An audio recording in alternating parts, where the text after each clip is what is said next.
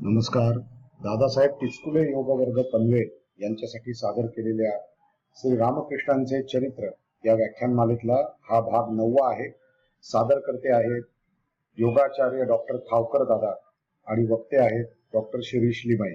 रामकृष्णांच्या मूर्तीचं दर्शन घेऊया आणि मग 3 प्रार्थना म्हणून आपण सुरू करूया. सर्वप्रथम रामकृष्णांची प्रार्थना. ओम स्थापकाय च धर्मस्य सर्वधर्मस्वरूपिणे अवतार वरिष्ठाय रामकृष्णाय ते नमः. जननीं शारदां देवीं रामकृष्णं जगद्गुरुं पादपद्मे तयो श्रित्वा प्रणमामि मुहुर्मुहुः. नमः श्रीयतिराजाय विवेकानन्दसूरये सच्चित्सुखस्वरूपाय स्वामिने तापहारिणे तापहारिणे. आपण मागच्या वेळेला पाहिलं की 1881 साली नरेंद्र सर्वप्रथम रामकृष्णांना भेटलेले आहेत. सर्वप्रथम रामकृष्णांना जेव्हा ते भेटले त्यावेळची त्यांची पहिली जी भेट आहे ती अतिशय छोटी होती. त्याचं असं झालं, सुरेंद्रनाथ मित्र हे नरेंद्रला ओळखत होते. सुरेंद्रनाथ मित्र यांच्या घरी रामकृष्ण त्या दिवशी सत्संगासाठी येणार होते. आता रामकृष्ण सत्संगाला येणार आहेत म्हणून सुरेंद्रनाथ मित्रांनी एका गायकाला भजन म्हणण्यासाठी म्हणून बोलवलं होतं. परंतु अचानक तो गायक आजारी पडला. आता सुरेंद्रनाथ मित्रांना वाटलं की आता आयत्या वेळेला वेळ कोण मारून नेईल, म्हणून मग त्यांनी नरेंद्रचा परिचय होता, नरेंद्र गातोय माहिती होतं, म्हणून नरेंद्रला सांगितलं की अरे आमच्याकडे रामकृष्ण येणार आहेत तर तू भजन म्हणण्यासाठी म्हणून ये. अर्थात नरेंद्रला तिथे जाऊन भजन म्हणण्यामध्ये फार इंटरेस्ट नव्हता, फार रस नव्हता. पण रामकृष्ण येणार आहे आणि रामकृष्णांचं दर्शन मला होईल म्हणून नरेंद्र तिथे आला. नरेंद्र हा अत्यंत सुंदर गाणारा होता. नरेंद्र सुरेंद्रनाथांच्या घरी आल्यानंतर त्यांनी रामकृष्णांना पाहिलं. ती झालेली त्यांची पहिली भेट. पण त्या भेटीत फारसं बोलणं झालं नाही बरं. रामकृष्ण भावावस्थेमध्ये होते आणि नरेंद्रनी त्या ठिकाणी एक भजन म्हटलं आणि त्या भजनाला भजनाचे शब्द असे, मन चल निज निकेतन संसार विदेशेर विदेशेर देशे. तू कशाला भ्रमतोयस असं, मन काहे भ्रमे अकारणे. म्हणजे मना, तू या लौकिक जगतामध्ये का बरं भ्रमतोयस? तू या लौकिक जगतामध्ये संसारामध्ये का एवढा रस घेतोयस? मना तू चल, आपल्या मूळ स्वरूपाकडे चल. समर्थ रामदास स्वामी म्हणतात तसं, देहे बुद्धी ते आत्मबुद्धी करावी. जोपर्यंत देहबुद्धी आहे तोपर्यंत संसाराचं चिंतन आहे, पण देहबुद्धी आत्मबुद्धी करावी या पद्धतीने या भजनामध्ये तो भाव सांगितलेला आहे. या ठिकाणी आपल्याला सुरेंद्रनाथ मित्रांचं घर दिसतंय. या ठिकाणी जुनं घर दिसतंय. या ठिकाणी नरेंद्रची रामकृष्णांची पहिली भेट झाली ती जागा. पण आता त्यांचं घर थोडं रिनोव्हेट केलेलं आहे आणि ते या स्वरूपामध्ये आहे. या इमारतीचा जो तळमजला आहे त्या तळमजल्यावरती, आता रिनोव्हेट केलेल्या बिल्डिंगच्या तळमजल्यावरती रामकृष्णांची आणि नरेंद्रची पहिली भेट झालेली आहे. पण त्या भेटीमध्ये नरेंद्रनी ते गाणं गायलं. नरेंद्रला रामकृष्णांना भेटायला म्हणून सुरेंद्रनाथ मित्र रामकृष्णांच्या जवळ घेऊन गेले. नरेंद्रनी ची ओळख करून दिली, पण रामकृष्ण भावावस्थेत असल्यामुळे फार बोलणं काही झालं नाही. तेव्हा फक्त रामकृष्ण म्हणाले की अरे पुन्हा एकदा ये, एवढंच म्हणाले. ही झालेली त्यांची पहिली भेट. दुसरी भेट झाली ती म्हणजे या ठिकाणी प्राचार्य हेस्टिंग म्हणून नरेंद्रचे प्रिन्सिपॉल होते. एक दिवशी नरेंद्रच्या कॉलेजमध्ये म्हणजे त्यांना शिकवणारे शिक्षक आले नव्हते, म्हणून हे विल्यम हेस्टिंग्स हे नरेंद्रच्या वर्गावरती गेले आणि त्यांनी वर्ड्सवर्थची एक्स्टसी ही कविता शिकवायला घेतली. म्हणजे लक्षात घ्या, एखादा शिक्षक आला नाही तर प्राचार्यांना समजत होतं. शिक्षक शिकवत असताना त्या ठिकाणी सकाळी 7:30 वाजता तास सुरू होतात, परंतु प्राचार्य त्यावेळेला हजर होते. हे लक्षात घ्या, सगळ्या गोष्टी या पूर्वीच्या कशा होत्या त्या लक्षात येतील. आणि आपल्या कॉलेजमधल्या एका वर्गामध्ये शिक्षक नाही आहेत, त्यामुळे त्यांना एंगेज करण्यासाठी म्हणून प्राचार्यांचा तास घेण्याची त्यांची तयारी होती. या फार मोठ्या गोष्टी आहेत. सध्याच्या काळामध्ये प्राचार्य सकाळी 10 वाजता कॉलेजला येतात. ऍक्च्युली कॉलेज 7:30ला सुरू होतं. 7:30 पासून कुठला तास होत नाहीये त्या ठिकाणी जाणं ही दूरचीच गोष्ट आहे. अर्थात सगळे प्राचार्य असे नाही, काही प्राचार्य नक्की लवकर जाऊन लक्ष ठेवतात किंवा ते मॅनेज तरी करतात. पण विल्यम हेस्टिंग्स हे तिथे गेले आणि त्यांनी तास घेतला. वर्ड्सवर्थची एक्स्टसी ही कविता शिकवायला सुरुवात केली. त्या कवितेमध्ये कवी असं म्हणतो की मी जेव्हा निसर्ग बघतो, मी निसर्गाचं वनश्री पाहतो, त्या वनश्रीमधून पडणारे धबधबे पाहतो आणि हिरवीगार नटलेली ती वनश्री, त्याच्यावरती आलेले काळेभोर ते ढग आणि कधीतरी त्याच्यावरती आलेलं ते म्हणजे इंद्रधनुष्य जेव्हा मी बघतो, तेव्हा मला माझं मन एका विलक्षण आनंदामध्ये जातं. मी स्थिर होतो आणि मी भगवंताचं चिंतन करतो. अशा पद्धतीचं आणि माझी समाधी लागते, असं त्या कवितेमध्ये कवी म्हणतो. नरेंद्र हा अत्यंत काळजीपूर्वक लेक्चर ऐकणारा होता. नरेंद्रनी तो शब्द ऐकला, समाधी. आणि त्यावेळेला त्यांनी प्रश्न विचारला सरांना, की अहो, ही जी समाधी हा शब्द तुम्ही वापरलात, की अशा पद्धतीचं निसर्ग सौंदर्य पाहिल्यावरती माझी समाधी लागते, तर या समाधीचा तुम्हाला अनुभव होता का कधी किंवा आलेला आहे का? तेव्हा ते प्राचार्य प्रांजळपणे म्हणाले, बाळा, मला काही त्या समाधी या अवस्थेचा अनुभव नाही, परंतु मला एक व्यक्ती अशी माहिती आहे कलकत्त्यामधली, की जी व्यक्ती वारंवार अशा पद्धतीने समाधीमध्ये जाते, अशी एक व्यक्ती मला माहिती आहे. नरेंद्र म्हणला, कोण? तेव्हा प्राचार्य विल्यम हेस्टिंग म्हणाले, की रामकृष्ण परमहंस ते दक्षिणेश्वरला असतात, असं त्या फॉरेनच्या टीचरनी सांगितलं, फॉरेनच्या प्रिन्सिपलनी सांगितलं.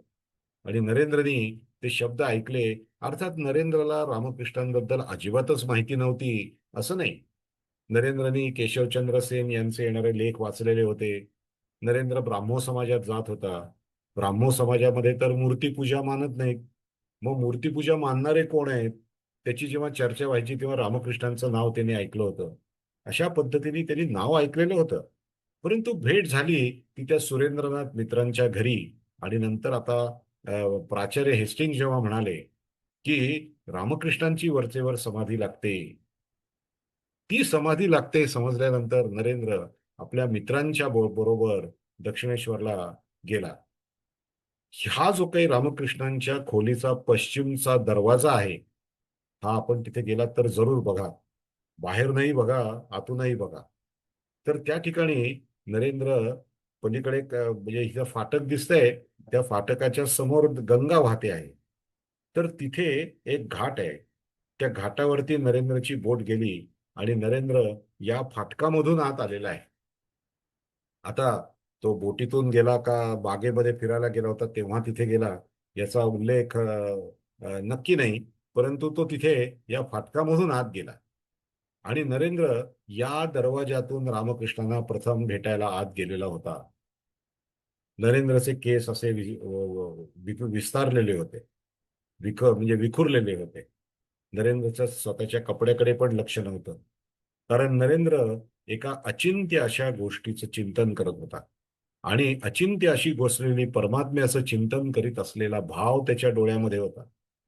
रामकृष्णांनी त्याला पाहिलं आणि त्याला जवळ बोलवलं आणि त्याला म्हणाले, की चल, मी तुला थोडी मिठाई भरवतो. असं म्हणून त्याला याच पश्चिम दरवाजामध्ये ते घेऊन आले आणि स्वतःच्या हातानं रामकृष्णांनी त्याला मिठाई भरवायला सुरुवात केली. आता तुम्ही विचार करा, हा कॉलेजमध्ये जाणारा मुलगा आहे. या मुलाला रामकृष्णांना हा दुसऱ्यांदाच भेटतोय. पहिली भेट काही भेट आहे असं म्हणायचंच नाही. दुसऱ्यांदाच भेटतोय. तर त्यावेळेला लगेच हे गुरु आपल्याला हाताने मिठाई भरवतायत. आता त्या कॉलेजच्या मुलाला ऑकवर्ड वाटलं. तेव्हा नरेंद्र म्हणाला, अहो नको नको, मला मिठाई भरू नका, माझ्याबरोबर मित्र पण आहेत. तेव्हा रामकृष्ण म्हणाले, अरे ते नंतर खातील, तू आधी ही मिठाई खा. घे रे, घे रे, असं म्हणून त्याला मिठाई भरवायला लागली. ही झाली त्यांची दुसरी भेट. हा गैरसमज आहे लोकांचा, की रामकृष्णांना नरेंद्र भेटले आणि लगेच त्यांनी प्रश्न विचारला, तुम्ही देव पाहिलाय का? लगेच प्रश्न विचारलेला नाही. त्यांच्या काही पहिल्या भेटी झालेल्या आहेत. पहिली भेट सुरेंद्रनाथ मित्रांच्या घरी. दुसरी भेट प्राचार्य हेस्टिंग यांनी सांगितल्यानंतर झालेली भेट, की जेव्हा ते त्याला मिठाई भरवत होते. तिसरी भेट झाली त्यावेळेला, दुसरी भेट झाली त्यावेळेला नरेंद्राला रामकृष्ण म्हणाले, की एकदा येशील तेव्हा एकटा ये, असं त्याला त्यांनी सांगितलं. हे मित्रांना वगैरे आणू नको, तू एकटा ये. त्या तिसऱ्या भेटीमध्ये रामकृष्णांच्या खोलीमध्ये नरेंद्र एकटा गेला होता. आणि त्यावेळेला रामकृष्ण बसलेले होते त्या छोट्या पलंगडीवरती. नरेंद्र त्यांच्या पायाशी बसला होता. आणि काहीतरी झालं आणि नरेंद्रच्या खांद्यावरती, म्हणजे खांद्याला रामकृष्णांच्या म्हणजे पाय लागला. त्याच्या रामकृष्णांचा अंगठा त्याच्या अंगाला लागला, असं म्हणतात. तर खांद्यावर त्यांनी पाय ठेवला असं म्हणतात, परंतु पायाच्या त्यांना अंगठ्याचा स्पर्श झाला, असंही काही पुस्तकात म्हटलेलं आहे. तेव्हा नरेंद्रच्या समोरच्या सगळ्या वस्तू गरगर फिरायला लागल्या आणि आणि त्या अनंतात विलीन व्हायला लागल्या. समोर असलेलं टेबल अनंतात विलीन झालं. त्याच्यावरचे लोटी भांड अनंतात विलीन झालं. रामकृष्णांच्या त्या ज्या काही खोली आहे त्या खोलीमधल्या सगळ्या वस्तू अशा गरगर फिरतायत आणि अनंतात विलीन होत आहेत, असा त्याला अनुभव आला त्या एका स्पर्शाने. आणि शेवटी त्याचे जे आई वडील आहेत, विश्वनाथ दत्त आणि भुवनेश्वरी देवी, हे त्याला दिसले आणि ते सुद्धा अनंतात विलीन होत आहेत. असं पाहिल्यानंतर नरेंद्र जोरात ओरडला, अहो अहो अहो, हे काय करताय? मला आई वडील आहेत ना. रामकृष्ण थोडे हसले आणि रामकृष्णाने नरेंद्रच्या छातीवर हात फिरवला आणि नरेंद्रला त्या मोठ्या एका अद्वैत अनुभवातून त्याला खाली आणलं. आणि नंतर एक चौथी भेट झालेली आहे नरेंद्रची आणि रामकृष्णांची. त्यानंतर नरेंद्र मात्र सावध झाला.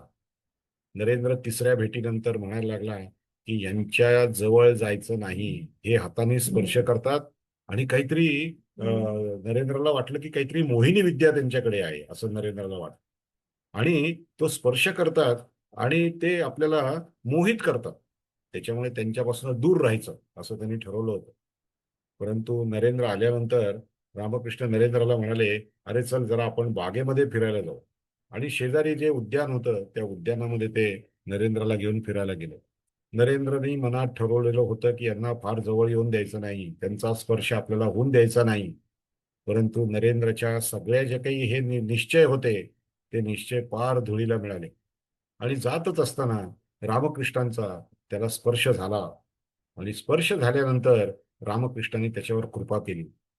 आणि नरेंद्रला त्यांनी एके ठिकाणी उभं करून किंवा बसवून नरेंद्रला रामकृष्णाने विचारलं, की तू कोण आहेस? तू कुठून आलायस? आणि किती वर्ष राहणार आहेस? तुझ्या जीवनाचा उद्देश काय? असे प्रश्न त्यांनी, अलौकिक जगतातले प्रश्न नरेंद्रला विचारले आणि नरेंद्रने त्याची उत्तरं पण दिलेली आहे. रामकृष्ण परमहंस यांनी, म्हणजे नरेंद्रला पहिल्यांदा जेव्हा पाहिलं तेव्हा तुम्हाला काय वाटलं? असा एक प्रश्न त्यांच्या शिष्याने पुढे रामकृष्णांना विचारला होता. त्यावेळेला रामकृष्णांनी सांगितलं होतं, की नरेंद्रला पाहिलं त्यावेळेला मला कळलं की हा त्या सप्तर्षींमधला एक ऋषी आहे. मग लोकांनी विचारलं, कसलं सप्तर्षी? तेव्हा रामकृष्ण म्हणाले, माझं मन एकदा लौकिक जगतातून ते हळूहळू अलौकिक जगतात जायला लागलं. तिथे देवदेवता मला दिसल्या. त्याच्याही पुढे माझं मन गेलं आणि एक तेजोमय असा गोल मला समोर दिसला. आणि त्याच्या समोर 7 ऋषी ध्यानस्थ बसलेले आहेत असं मला दिसलं. त्या तेजस्वी गोलानं शिष्यरूप धारण केलं. हे रामकृष्णांचं दर्शन त्यांनी नरेंद्रला पहिल्यांदा पाहिलं तेव्हा तुम्हाला कसं वाटलं हे सांगितल्यानंतर हे सांगितलेलं दर्शन आहे. आणि त्या शिशुरूप त्या तेजोवलयाने शिशुरूप धारण केलं आणि तो रांगत रांगत त्या 7 ऋषींपैकी एका ऋषींच्या मांडीवर जाऊन तो लहान मुलगा बसला. आणि त्या ऋषींच्या दाढीला त्यांनी हात लावला. त्या ऋषींनी डोळे किलकिले केले, त्या बालकाकडे पाहिलं, मंद स्मित केलं आणि त्या लहान बालकानं त्या ऋषींना सांगितलं की मी पुढे जातो आहे, तुम्हाला यावं लागेल. तेव्हा त्या ऋषींनी पुन्हा मंद स्मित करून डोळे मिटून पुन्हा ते ध्यानामध्ये मग्न झाले. त्यावेळेला नरेंद्राला म्हणजे त्यावेळेला भक्तांनी प्रश्न विचारला की की तुम्हाला नरेंद्रला पाहिल्यानंतर कसं वाटलं, काय काय वाटलं.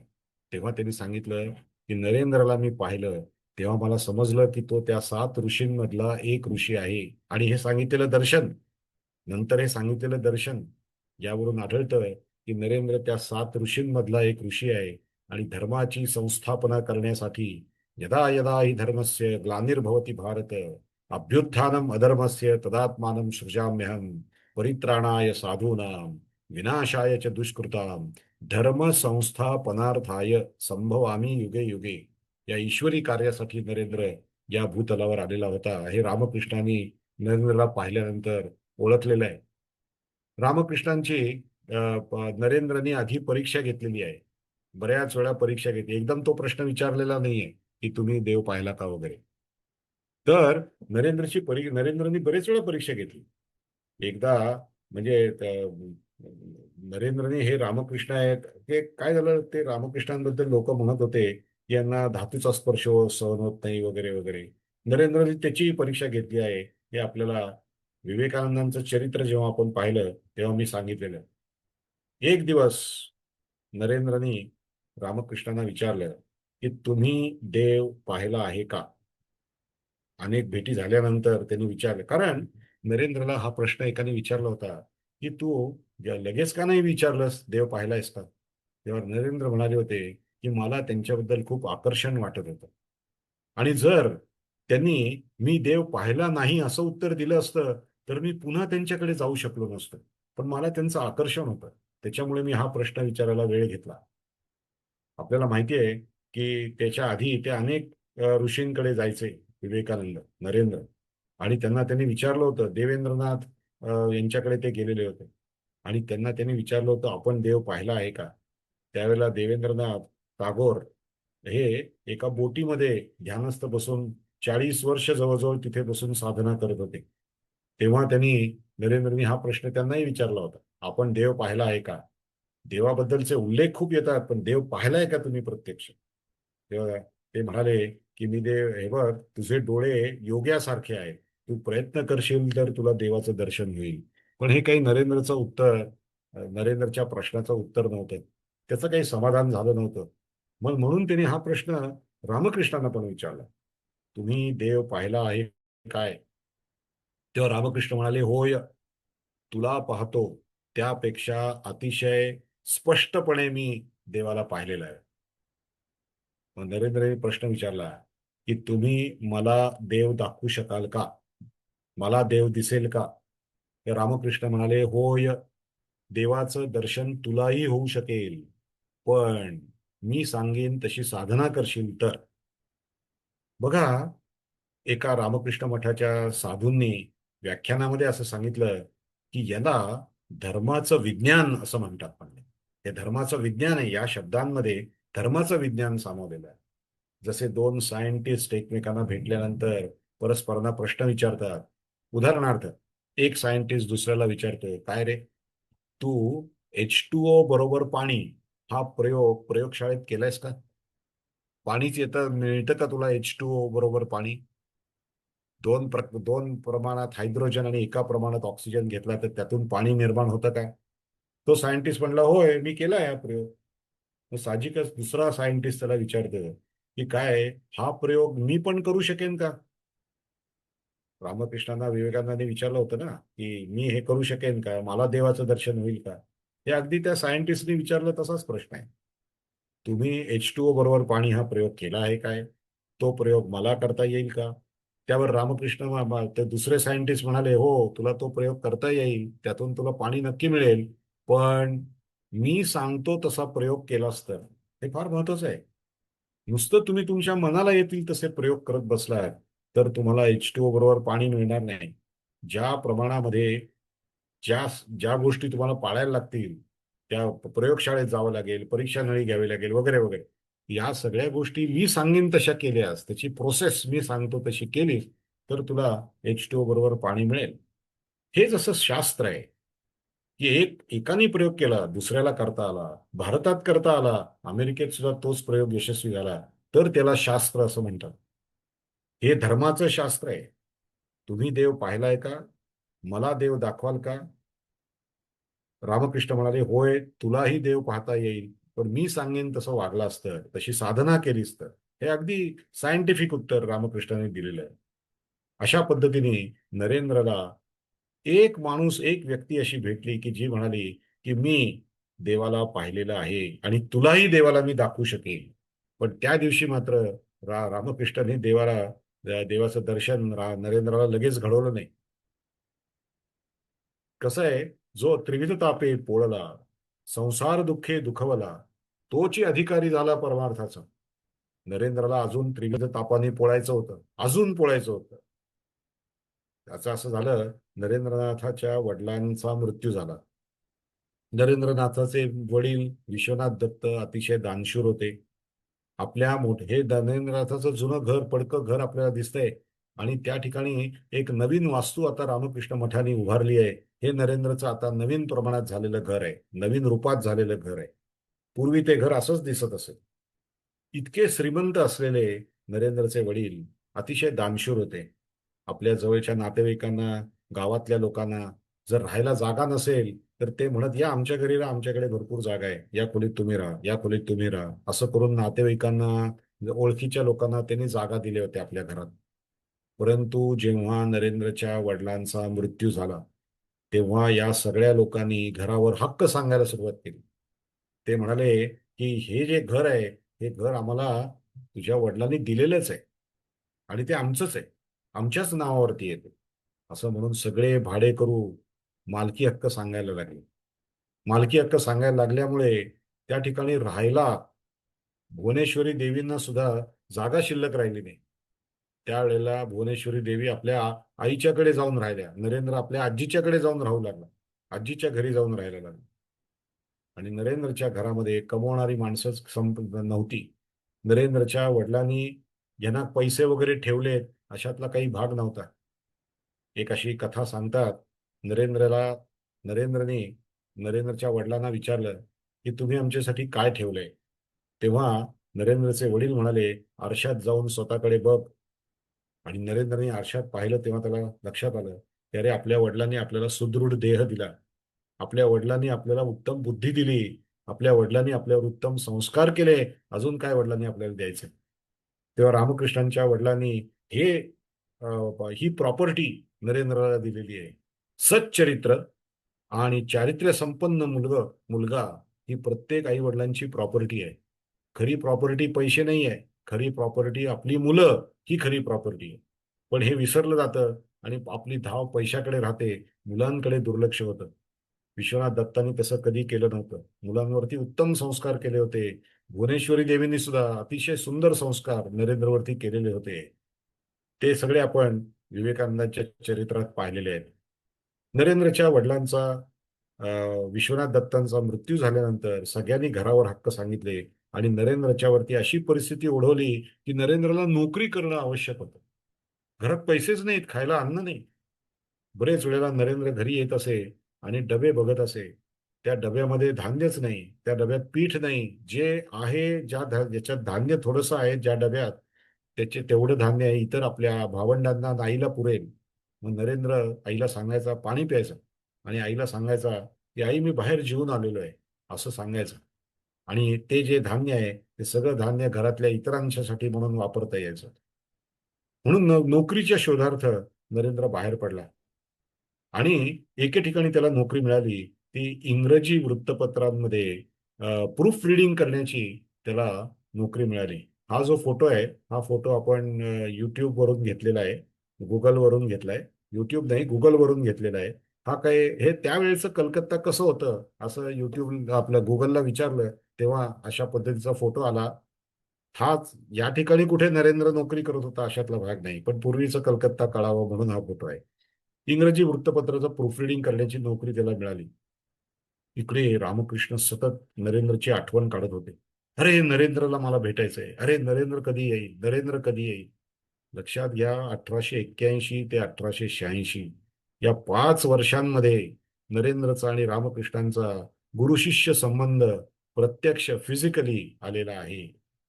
म्हणजे सशरीर रामकृष्णांनी नरेंद्रला मार्गदर्शन केलं ते 1881 ते 1886, अर्थात नंतर सुद्धा अशरीरी वाणीने नरेंद्रला ते आपल्या मार्गदर्शन करतच होते. परंतु 5 वर्षाचा हा जो कालावधी आहे फार महत्वाचा आहे. रामकृष्णांना तळमळ लागली की नरेंद्र मला कधी भेटेल. शिष्याला गुरुची तळमळ लागली आहे, हे अनेक उदाहरण आपल्याला आध्यात्मिक क्षेत्रात सांगता येतील. परंतु गुरुला शिष्याची तळमळ लागली आहे आणि शिष्य गुरुसाठी म्हणजे गुरु शिष्यासाठी तळमळतोय, असं एक अपवादात्मक असलेलं एक उदाहरण आपल्याला इथे पाहायला मिळतं. नरेंद्रची आठवण काढत नरेंद्र कुठे आहे, आणि ते त्याच्या मित्रांना सांगत की अरे नरेंद्रला घेऊन या, त्याला घेऊन या.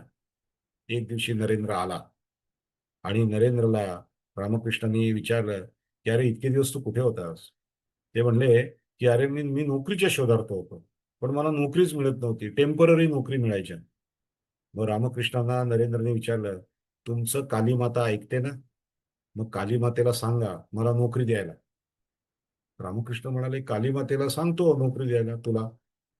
रामकृष्ण परत आले आणि रामकृष्णांना नरेंद्रने विचारलं काय म्हणाली माता. तेव्हा रामकृष्ण म्हणाले, माता असं म्हणाली की नरेंद्र मला मानत नाही, नरेंद्र माझं अस्तित्व मानत नाही, नरेंद्र मूर्तीपूजा मानत नाही, मग मी त्याचं काम का करावं. परत नरेंद्र म्हणाला की मग मी आता काय करू. तर रामकृष्ण म्हणाले, संध्याकाळच्या वेळेला आरती असते, ती आरती झाल्यानंतर तू त्या दक्षिणेश्वरच्या काली मंदिरामध्ये जा आणि तू स्वतः जाऊन त्या काली मातेला प्रार्थना कर आणि काली मातेकडे नोकरी माग. नरेंद्र म्हणाला ठीक आहे. संध्याकाळ झाली, मंदिरात घंटा वाजायला लागल्या, आरतीचा नाद सुरू झाला, आरती संपली आणि नरेंद्र त्या काली मंदिरामध्ये गेलेला आहे. त्यांनी दार लावलं आणि काली मातेच्या मूर्तीसमोर उभा राहिला, दोन्ही हात जोडले आणि आता प्रार्थना करणार. इतक्यात ती मृण्मयी माता चिन्मय स्वरूपामध्ये समोर उभी राहिली. म्हणजे माता साक्षात हलायला लागली, माता साक्षात त्याच्याकडे पाहायला लागली आणि शरीराची हालचाल करायला लागली मूर्ती. नरेंद्रने त्या मृण्मयी मातेला चिन्मयी स्वरूपात पाहिलं आणि ते पाहिल्यानंतर नरेंद्र प्रार्थना काय करायची होती तेच विसरून गेला आणि नरेंद्रनी काली मातेला प्रार्थना केली, माते मला ज्ञान दे, भक्ती दे, वैराग्य दे, जेणेकरून तुझं सतत स्मरण राहील असं काहीतरी कर माते. असं मातेजवळ प्रार्थना केली आणि मातेचं प्रत्यक्ष दर्शन त्याला झालं. तिने दार उघडलं. परत रामकृष्णांच्याकडे तो जायला लागला. त्या पायऱ्यांवरनं जात असताना एक झोकांड्या खात खात तो जात होता. तो धड चालू शकत नव्हता. साक्षात जगज्जननी मातेचं दर्शन त्याला झालेलं होतं. रामकृष्णांच्या खोलीत आला आणि रामकृष्णाने विचारलं काय रे, मागितलीस का नोकरी. नरेंद्र म्हणाला नोकरी नाही मागू शकलो. मग काय मागितलंस. नरेंद्र म्हणला मला ज्ञान दे, भक्ती दे, वैराग्य दे असं मी मागितलं. रामकृष्ण नरेंद्रला म्हणाले की अरे मी तुला काय मागायला पाठवलं होतं आणि तू काय मागितलं, जा परत, परत जा आणि नीट माग, नोकरी दे म्हणून माग जा. रामकृष्णांनी सांगितल्यानंतर नरेंद्र पुन्हा त्या पायऱ्या चढून वर गेला. परत त्यांनी ते दार लावलं. काली मातेच्या समोर उभा राहिला आणि मातेला हात जोडून नोकरी मागायच्या इच्छेने, नोकरी मागण्याची आज्ञा रामकृष्णांनी केली होती म्हणून नोकरी मागायची म्हणून आला होता. परंतु परत काली मातेने त्याला चिन्मय स्वरूपात दर्शन दिलं आणि नरेंद्र नोकरी मागू शकला नाही. नरेंद्र म्हणाला आई मला ज्ञान दे, भक्ती दे, वैराग्य दे, जेणेकरून तुझं अखंड स्मरण राहील असं काहीतरी कर आई. परत आला. रामकृष्ण म्हणाले अरे आता तरी मागितलीस का नोकरी. नरेंद्र म्हणाला नाही, मी परत ज्ञान भक्ती वैराग्यच मागितलं. रामकृष्णांनी त्याला पुन्हा परत पाठवलेलं आहे मातेकडे आणि पुन्हा परत पाठवल्यानंतर पुन्हा त्याला दर्शन झालेलं आहे मातेचं आणि त्यांनी मागितलं पुन्हा ज्ञान भक्ती आणि वैराग्य. नोकरी हा शब्दच तोंडातून निघू शकला नाही. रामकृष्णांकडे नरेंद्र परत आला आणि म्हटला मी नाही मागू शकलो आणि आता मात्र नरेंद्र मांडी घालून बसला आणि त्या चिन्मय मूर्तीचं चिंतन करत 72 तास तो निर्विकल्प समाधीच्या अवस्थेमध्ये होता. रामकृष्णाला फार आनंद झाला की अरे, नरेंद्र मूर्तीपूजा मानत नव्हता आणि आता मूर्तीतून त्याला देवाचं दर्शन झालं. चांगलं झालं की नाही, चांगलं झालं की नाही. लोक म्हणतात की मूर्तीपूजा नसते, मूर्तीत काय भगवंत असतो का? पण नरेंद्रने आज मूर्तीमध्ये साक्षात देव पाहिला. ज्या प्रश्नास जो प्रश्न मला नरेंद्रने विचारला होता, देव आपण पाहिलात का, मला देव दाखवू शकाल का, त्या प्रश्नाचं उत्तर नरेंद्रला आता समक्ष समोर पाहायला मिळालं होतं. साक्षात देवीचं दर्शन झालेलं होतं. रामकृष्णाला आनंद झाला. येणाऱ्या जाणाऱ्याला प्रत्येकाला ते सांगत असत की बघा, ह्याला देवाला मानत नव्हता, मूर्तीपूजा मानत नव्हता, पण तो आता मूर्तीपूजा मानायला लागला. चांगलं झालं की नाही, चांगलं झालं की नाही. नंतर नरेंद्रची ती समाधी भावावस्था उतरली. भावावस्था उतरल्यानंतर मग मात्र रामकृष्णांचा आणि नरेंद्रचा हा गुरुशिष्य संबंध सुरू झाला आणि गुरुशिष्य संबंध अतिशय दृढमूल झाला. विवेकानंदांची त्यांची सख्य भक्ती सुरू झाली.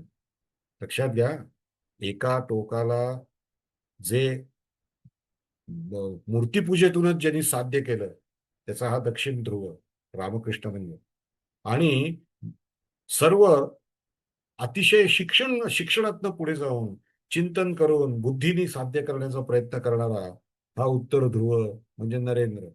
या दक्षिण ध्रुवाची आणि उत्तर ध्रुवाची भेट या ठिकाणी झाली आणि आता रामकृष्ण आणि विवेकानंद यांची सख्य भक्ती सुरू झाली. विवेकानंद रामकृष्णांकडे येत बसत. रामकृष्णांनी एकदा नरेंद्रची पण परीक्षा घेतलेली आहे.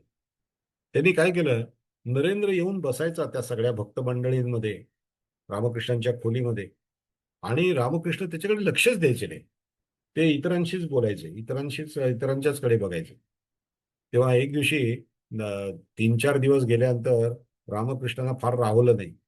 त्यांनी नरेंद्रला विचारलं, काय रे नरेंद्र, मी तुझ्याशी बोलत नाही तरी सुद्धा तू इथं कशाला येतोस?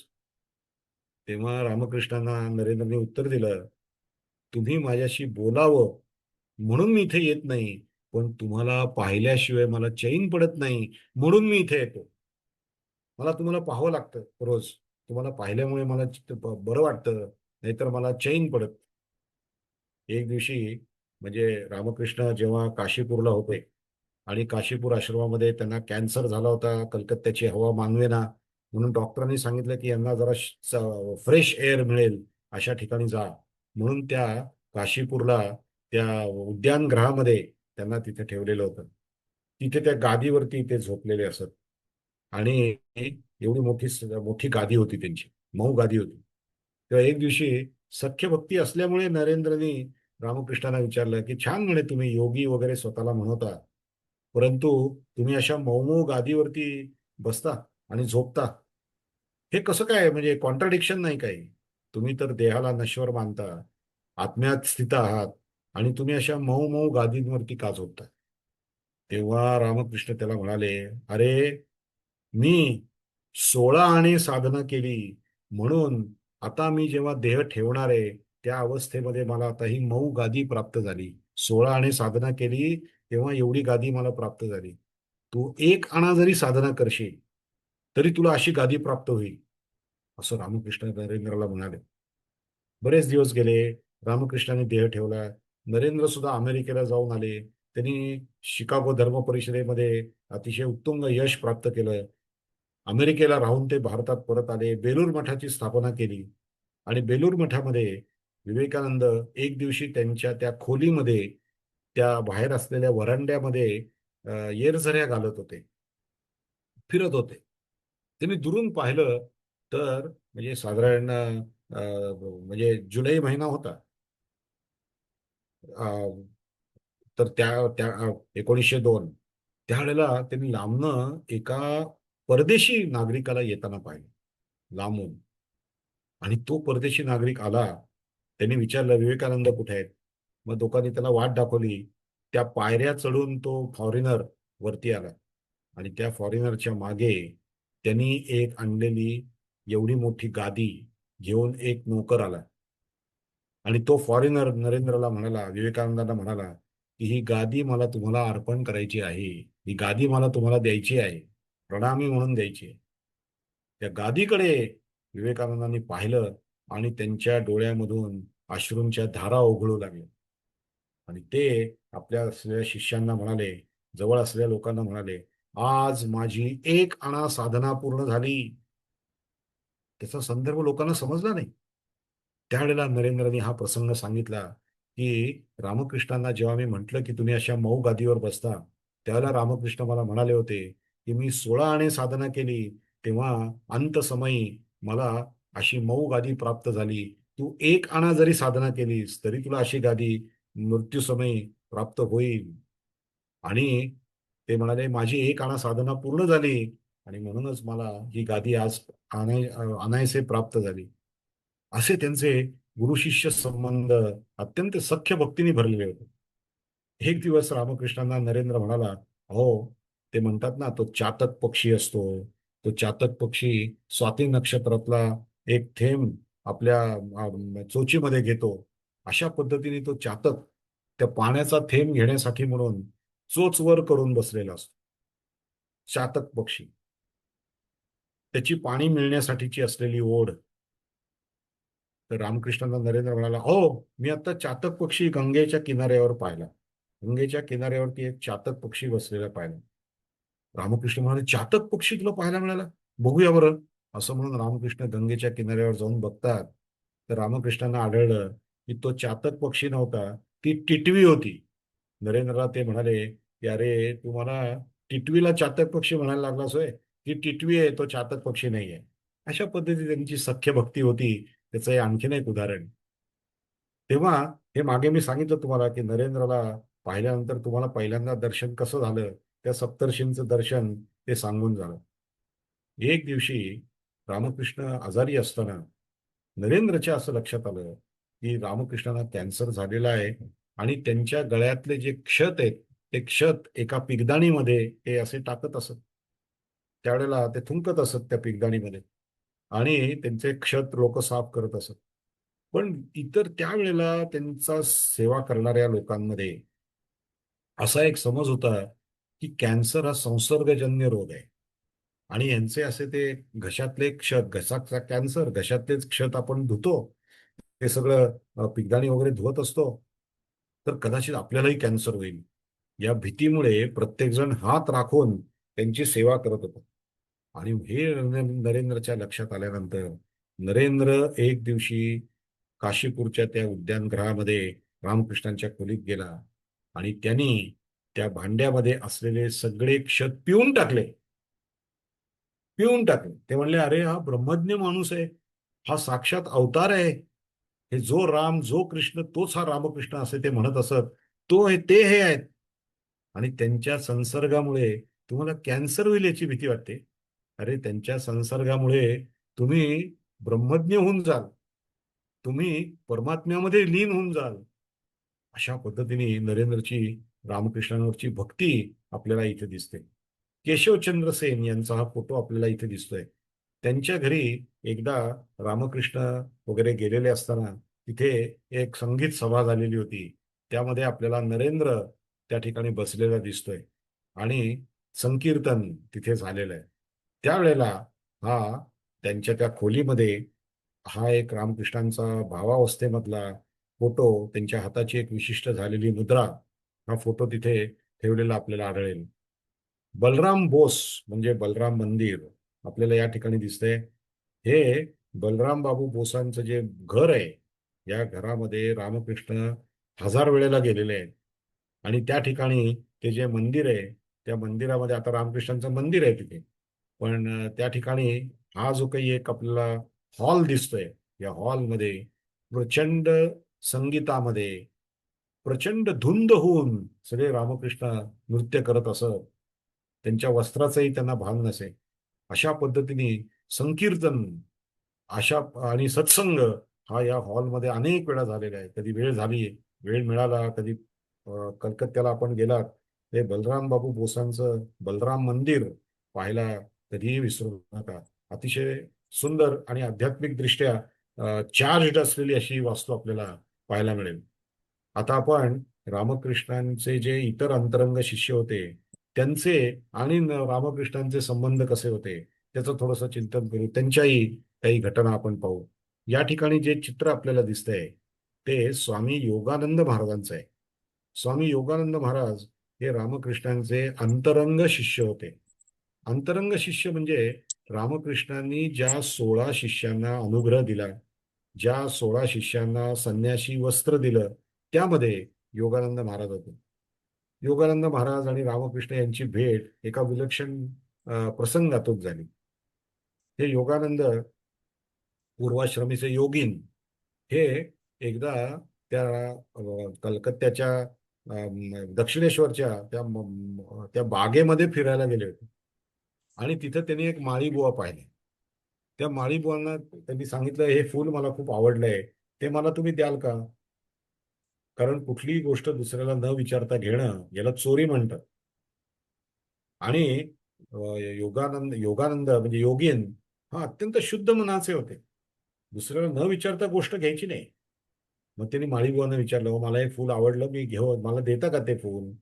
त्या माळीबुवा त्यांच्याकडे पाहिलं, हसत हसत ते फूल तोडलं आणि या योगीनला दिलं.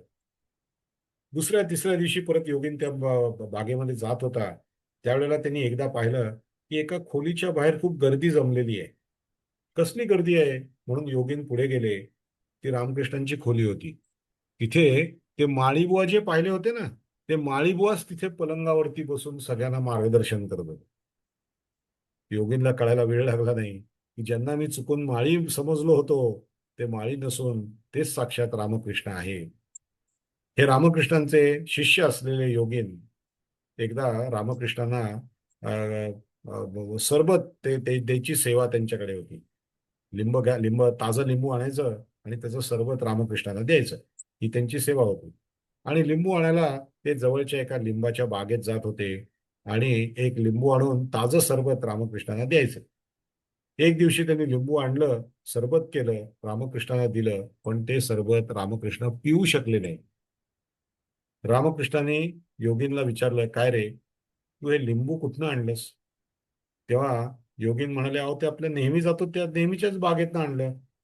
ते म्हणले की जरा थोडी चौकशी कर.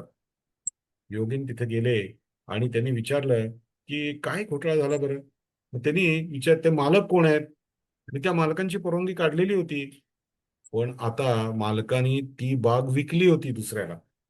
आणि ज्यांना ती विकली होती त्यांची परवानगी न घेता ते लिंबू तोडून आणलं. अशा पद्धतीने आणलेल्या लिंबाचा रस रामकृष्ण पिऊ शकले नाही. पवित्रतेची परिसीमा असलेली ही सगळी उदाहरणं आहेत. सत्याची आणि पवित्रतेची परिसीमा. तेव्हा योगीन परत त्या त्या मळ्यामध्ये गेले. त्या मालकाला भेटले आणि विचारलं की मला एक लिंबू पाहिजे, घेऊ का? मला रामकृष्णाला द्यायचं असतं तर रोज एक लिंबू नेलं तर चालेल का? परवानगी दिल्यानंतर ते लिंबू आणलं. कारण मालक बदलला होता. मालकाने ते विकलं होतं शेत. ते लिंबू आणलं, त्याचा रस केला आणि त्यांना रामकृष्णाला दिल्यावर मग ते रामकृष्ण तो रस पिऊ शकले. रामकृष्ण जरी आध्यात्मिक दृष्ट्या खूप उच्च अवस्थेमध्ये असले तरी लौकिक जगतामध्ये वागत असताना आपल्या शिष्यांनी काटेकोरपणेच वागलं पाहिजे. व्यवस्थितच वागलं पाहिजे. भक्त आहेत म्हणून ते बावळट नसले पाहिजे. भक्त असावं, बावळट नसावं. कोणी आपल्याला फसवतंय असं नसावं. यासाठी रामकृष्ण रामकृष्णांनी एकदा हे शिक्षण देण्यासाठी रामकृष्णांनी एकदा योगानंदांना सांगितलं की जा बाजारातून कढई घेऊन ये. तर योगानंद गेले. त्यांनी कढई घेऊन आणली. बाजारात गेले, कढई विकत आणणे आले. रामकृष्णांच्या लक्षात आलं की ती कढई फुटकी आहे. फुटकी कढई आणली. रामकृष्णांनी योगानंदांना विचारलं, काय रे, तू फुटकी कढई का आणलीस? ते म्हणले, कुठल्या दुकानातनं घेऊन आलास? त्या मालकाला तू काय विचारलंस? योगानंद अतिशय प्रांजळपणे म्हणाले, मी त्या मालकाकडे गेलो, त्यांना म्हणलं, अहो, कढई द्या, आमच्या अशा अशा रामकृष्णांना हवी आहे, मंदिरासाठी हवी आहे. मला वाटलं की ते मंदिरासाठी हवी आहे म्हणल्यानंतर उत्तम कढई काढून देतील. पण त्यांनी अशी फुटकी कढई दिली, त्याला मी काय करू आता? तर रामकृष्ण म्हणाले, अरे, तो कढई विकणारा माणूस तिथं काय चॅरिटी करतोय का? धर्मदायाचं काम करतोय का तो? तो त्याचा व्यवसाय करतो आहे. तू कढई विकत घ्यायला गेलास तर ती कढई फुटकी नाही ना हे बघण्याची जबाबदारी तुझी आहे. तू एकाच दुकानात गेलास. बरं, तू एकाच दुकानात गेलास, 4 दुकानात का नाही गेलास? 4 दुकानात जाऊन कढईच कुठे मिळतात बघून का नाही गेलास? मग प्रत्येक ठिकाणी केवढ्याला कढई मिळते बघून, जिथे कढई स्वस्त आणि उत्तम मिळते आहे अशा ठिकाणी तू गेलास का? 4 दुकानात चौकशी केलीस का? योगानंद म्हणाले, नाही, 4 दुकानात नाही चौकशी केली. मग रामकृष्ण त्याला म्हणाले, हे बघ, कोणतीही वस्तू आणण्यापूर्वी 4 ठिकाणी चौकशी करावी. प्रत्येक ठिकाणी किती किंमत आहे ते समजून घ्यावं. आणि प्रत्येक ठिकाणी किंमत लक्षात आल्यानंतर जिथे कमी किंमत आणि दर्जेदार माल असेल तिथे जावं. आणि कढई द्या असं म्हणू नये नुसतं. त्यांना विचारावं की यावर काही डिस्काउंट आहे का? आणि डिस्काउंट दिल्यानंतर सुद्धा, डिस्काउंटचा लाभ घेतल्यानंतर सुद्धा त्याला परत विचारावं की एका कढईबरोबर काही एखादी फुकट वस्तू मिळते का?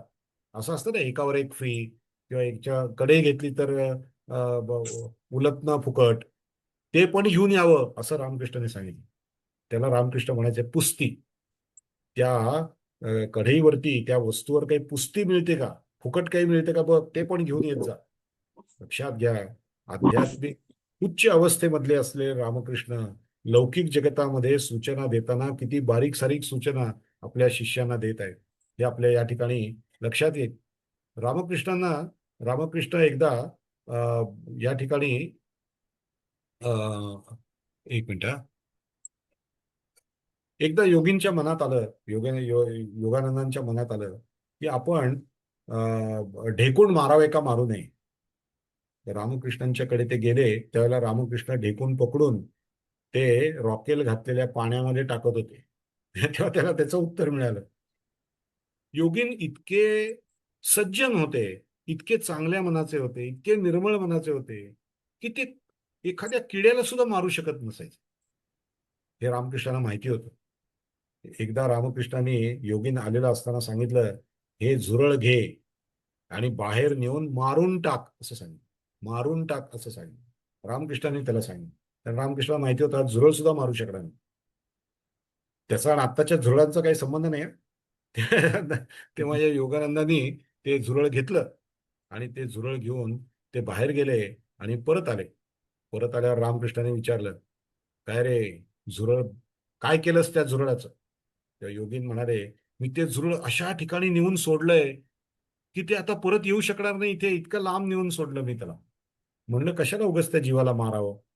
रामकृष्ण म्हणाले, मी तुला काय सांगितलं होतं? ते म्हणले, तुम्ही मला सांगितलं होतं बाहेर नेऊन मारून टाक. मग रामकृष्ण म्हणाले, मग त्या झुरळाला तू बाहेर नेऊन मारून का टाकलं नाहीस? त्याला जिवंत का सोडलंस? आणि मग रामकृष्णाने त्याला जवळ घेऊन सांगितलं, हे बघ, मी तुला लौकिक जगतात ज्या सूचना देतो आहे त्या लौकिक जगतात देत असलेल्या सूचना सुद्धा तू पाळू शकला नाहीस, तर मी तुला सूक्ष्म जगतात ज्या सूचना देईन त्या तू पाळू शकशील याच्यावर मी विश्वास कसा ठेवू? सूक्ष्म जगतातल्या गोष्टींच्या सूचना जर तू पाळल्या नाहीस तर तुझं किती नुकसान होईल याची कल्पना तरी आहे का तुला? लौकिक जगतातल्या गोष्टी गुरुनी सांगितलेल्या पाळायला पाहिजे. म्हणजे गुरु सूक्ष्म जगतात ज्या सजेशन्स देतात त्या पाळण्याची वृत्ती आपली होऊ शकते. अशा पद्धतीने रामकृष्णांची शिष्याला मार्गदर्शन करण्याची एक फार वेगळी अशी पद्धत होती. एकदा रामकृष्णाने योगींना सांगितलं, जा बाजारातून खीर घेऊन ये. तवकीर म्हणजे खीर, एक प्रकारची खीर. बाजारातून तवकीर घेऊन ये, खीर घेऊन ये. तर तो गेला आणि जाता जाता, एक लक्षात घ्या, सत्पुरुषांच्या जवळ असताना, गुरुच्या जवळ असताना स्वतःची बुद्धी न वापरता गुरु काय सांगतात ते ऐकलं पाहिजे. स्वतःची बुद्धी सतत त्याच्यामध्ये तर्क वितर्क करत राहणं हे फार मोठं आपलं नुकसान आहे. योगीन निघाले खीर आणायला आणि योगींनी विचार केला. काय विचार केला? की बाजारातून आणलेली खीर रामकृष्णांना कशी चालेल? ती बाजारातून आणलेली खीर कोणी केली असेल, कोणाच्या हातचे त्याला हात लागले असतील, त्याच्यामध्ये काय अशुद्धता असेल काही माहिती नाही. अशी अशुद्ध खीर जर रामकृष्णाने खाल्ली तर त्यांच्या गळ्याच्या कॅन्सर त्यांना झालेला आहे, त्यांना जास्त त्रास होईल. तेव्हा आपण असं करू, कुठल्या तरी भक्ताकडे जाऊन ती खीर घेऊन येऊ. म्हणून योगीन स्वतःच्या बुद्धीने बलराम बोसांच्या घरी गेले. मगाशी ते घर दाखवलं ना, त्यांच्या घरी गेले आणि त्यांना सांगितलं की ठाकूरांना खीर खाण्याची इच्छा आहे, तुम्ही ती तवकीर करून द्या. आता एकदम काही ते साहित्य घरात उपलब्ध नसतं कधी दरवेळेला. मग ते साहित्य आणायचं, ते त्याची खीर तयार करायची, ते दूध आटवायचं, याला सगळ्याला वेळ लागतो.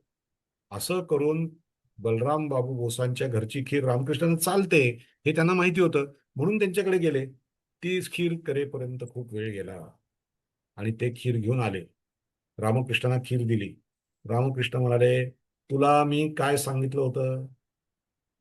योगानंद म्हणाले, नाही, मला तुम्ही बाजारातून खीर आणायला सांगितली होती, पण मला असं वाटलं की बाजारातली खीर तुम्हाला त्रास होईल त्या खिरीचा, म्हणून मी तुम्हाला चालते खीर खाल्लेली हे मला माहिती आहे, म्हणून मी बलराम बसूंच्या घरनं खीर आणली.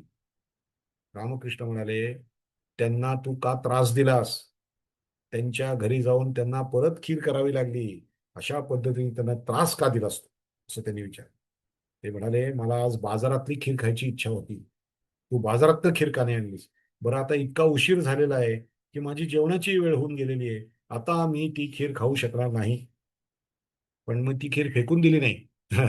रामकृष्ण म्हणाले, ही खीर त्या गोलापांना द्या, गोपाळच्या आईला द्या, गोपाळच्या आईला द्या, गोपाळची आई ही खीर खाईल. म्हणून ती गोपाळच्या आईला खीर दिली गेली. म्हणजे लक्षात घ्या, गुरुनी दिलेल्या ज्या सूचना आहेत त्या पाळायला किती महत्व आहे. शेवटी 2 मिनिटं राहिली आहेत, त्याच्यात एक आणखीन गोष्ट सांगतो यांच्या जीवनात. एक दिवशी रात्री योगीन रामकृष्णांच्या खोलीत राहायला होते. रामकृष्णांच्या खोलीत राहत असताना त्यांनी असं पाहिलं की रामकृष्ण मध्यरात्री 1-1:30च्या सुमाराला उठलेले आहेत आणि ते खोलीच्या बाहेर गेले. एवढी गोष्ट त्यांनी पाहिली आणि मनामध्ये काय विचार आला असेल योगिनांच्या, की रामकृष्ण शारदा मातांकडे तर गेले नसतील, त्यांच्या पत्नीकडे तर गेले नसतील, असा विचार त्यांच्या मनात आला. म्हणजे गुरुच्या बद्दल काय विचार शिष्यांच्या मनात येतील काही माहिती. तेव्हा तो विचार आल्यानंतर योगीन अंथरुणातून उठले, खोलीच्या बाहेर आले आणि खोलीच्या बाहेर येऊन ते आता कुठल्या दिशेने येत आहेत हे ते बघायला लागले. ते आता बरोबर माताजींच्या खोलीकडनं येणार इकडे. मध्यरात्री ते माताजींकडे गेले असतील. तर रामकृष्ण त्यावेळेला म्हणजे वॉशरूमला गेलेले होते आणि वॉशरूम दुसऱ्या जागेवर होती, म्हणजे दुसऱ्या दिशेला होती. त्या दिशेने रामकृष्णाने येताना त्यांनी पाहिलं आणि रामकृष्णाने येताना पाहिल्यावर रामकृष्णाला आश्चर्य वाटलं की योगीने आत्ता इथे मध्यरात्री 1:30-2 वाजले, तर हा बाहेर काय करतोय? रामकृष्णाने त्याला म्हणजे रामकृष्ण इकडनं आले, माताजींचं घर इकडं होतं. तेव्हा योगीन ची चांगलीच फजिती झालेली होती. रामकृष्णाने योगीनला विचारलं, काय रे, तू आता एवढ्या वेळात बाहेर काय आहेस एवढ्या रात्री? तर त्या योगींचं मन फार स्वच्छ होतं. मनात एक आणि ओठावर एक असं नव्हतं. त्यांनी प्रांजळपणे सांगितलं की तुम्ही रात्री 1:30 वाजता बाहेर पडलात. मला वाटलं की शारदा मातांकडे गेलात, पत्नीकडे गेलात. मग रामकृष्णाने विचारलं, बर, पण तू स्वतः तपासलंस ना? तुला काय आढळलं? तेव्हा ते म्हणाले, नाही, तुम्ही वॉशरूमला गेला होता आणि तुम्ही दुसऱ्या दिशेने आलात, हे मी पाहिलं. पत्नीकडे तुम्ही गेला नव्हता. हे बघितल्यानंतर एखादा जर म्हणजे एखादा सामान्य गुरु असता तर त्या गुरुनी त्या शिष्याला काय केलं असतं? सामान्य गुरुनी त्या शिष्याला सांगितलं असतं, तू माझ्याबद्दल शंका घेतोस, इथं राहतोस, माझ्या खोलीत राहतोस, आमचंच अन्न खातोस आणि माझ्यावरती शंका घेतोस, जा निघून बाहेर, असं एखाद्या गुरुनी सांगितलं असतं. पण रामकृष्णांनी असं सांगितलं नाही. कसे शिष्य रामकृष्णांनी घडवले ते बघण्यासारखं आहे. रामकृष्णांनी योगींना सांगितलं, तू माझी परीक्षा घेतलीस ना, माझी परीक्षा फार चांगलं केलंस. गुरुला तपासावं, गुरुलाही तपासावं, दिवसा तपासावं आणि रात्री सुद्धा तपासावं. पण तुझा परीक्षेला, तू तपासल्यानंतर त्याच्या परीक्षेला गुरु उतरला तर मग गुरु सांगतो तसं वागावं, असं रामकृष्णाने त्याला सांगितलं. रामकृष्ण रागावले नाहीत हे लक्षात घ्या. तेव्हा अशा पद्धतीचे अनेक प्रसंग त्यांच्या या 16 शिष्यांबद्दल सांगता येतील. यातले काही प्रसंग आपण योगानंदांचे आज पाहिले. आता 7 वाजलेले आहेत, आपल्याला आता थांबावं लागेल, कारण प्रश्नोत्तराचा पण तास आपला असतो. प्रश्नोत्तराचा सुद्धा तास असं नाही, प्रश्नोत्तर पण असतात, काही शंका असतात लोकांच्या, त्या लक्षात घेण्यासाठी आता इथे माझ्या वाणीला विराम देतो.